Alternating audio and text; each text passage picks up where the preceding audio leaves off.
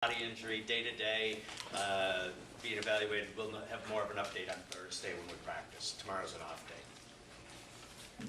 How did, Peck's been such a big part of the team this year. Everybody handle it okay when he went out there? Yeah, I thought, well, the best player, when Peck left the game, the best player on the ice for about 4 or 5 minutes was Carter Hutton. So it was nice to see him come off the bench and get into the game. He made, they probably fired 4 or 5 good shots on net, 2 or 3 quality chances, and he made big saves. I mean, that's a critical point in the game when you lose your goaltender and the guy on the bench has been sitting there for 2.5 periods or so. So it was good that he jumped in, got shots, and made big saves for us right away. From where we were sitting, it didn't look like a hard contact with Peck. Did you think it was something bad right away when you saw it? No, I didn't. But you never know. You just never know. It looked like he wanted to stay in the game. Was he taken out for more precautionary reasons, or did he stay in the game? I think we'll probably just stay with what was said. We're looking at it right now and evaluating it and give an update later on in the week. Into the game itself, came out well. Two power play goals. Power play has been clicking the last month and a half or so. Is it just once you found that rhythm that it's just been continuing on?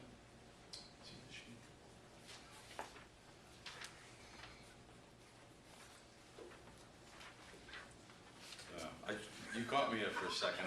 One power play. And I had to think in my head. Two. Oh, the last one. I thought you were talking about come out right away, 2 power play goals. No, I'm sorry. I'm trying to think of the game in my head for a second. I'm like, wait. I know a lot happens. Yeah, no. Sorry. I misunderstood you. I thought you said come out right away with 2 power play goals. Yeah. No, the power play was good. Came out good. The power play goal and Willie's goal was a beautiful goal. And Vancouver played hard.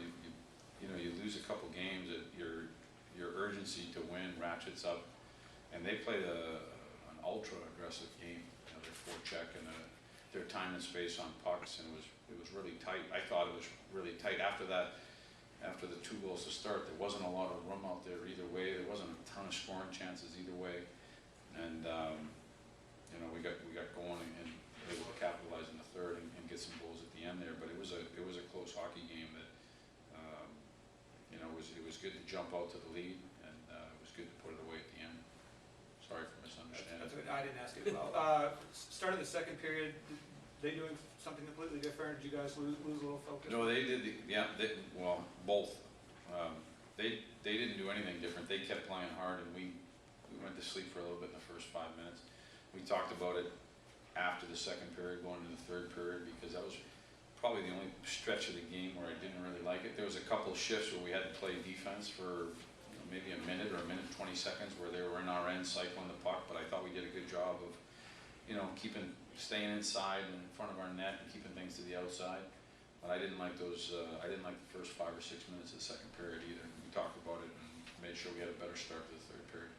Still's goal there, kind of the perfect example of the deceptive kind of shot that he has there in the corner. Yeah, it was. To come down the wing, it was a tough angle like that. I'm not really sure how it got through, but for sure he does have a deceptive shot. It comes off at a different angle, and the way he gets it to the net. But it just goes back to that mentality. You just put it in the net because you never know. Ribeiro, a couple more assists tonight. Are pass first guys sort of the minority in this league, and how good is he with that mindset?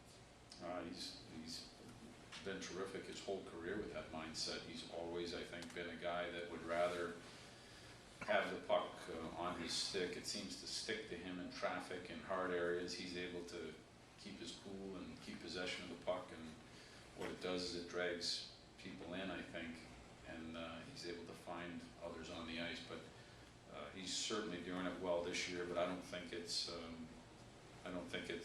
anything new for him. I'd say that's always been his trait.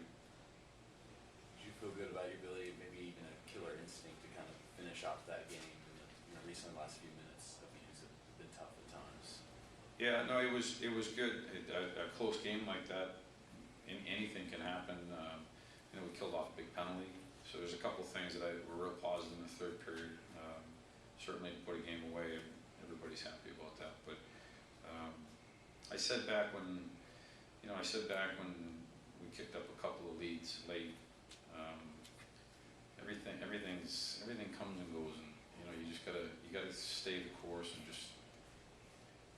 through it. You teach and you fix and you try to get better in those areas, but there's always something. You know, tomorrow will be something else.